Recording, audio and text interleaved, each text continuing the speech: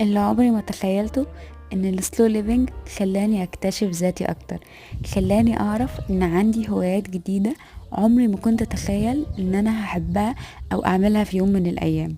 دايما كنت مقتنعة اني شاطرة في حاجة واحدة وبس، مش شاطرة في حاجات كتير، ما عنديش غير هواية واحدة وبس. بس لما بدأت اركز مع نفسي اكتر واسمع صوت نفسي بعيد عن الدوشة اللي بره، بدأت اكتشف ان لا، انا عندي هوايات تانية جديد.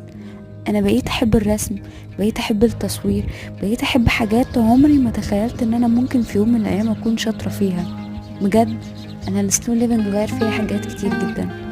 انا ممتنة للحظة اللي اكتشفت فيها السلو ليفنج، ممتنة لكل حاجة حواليا، ممتنة لكل النعم اللي ربنا اداهالي، ممتنة لوجودي، ممتنة ان انا كل يوم بكتشف ذاتي اكتر، ممتنة ان انا كل يوم بتطور وبكبر اكتر، مستنية اللحظة اللي هكون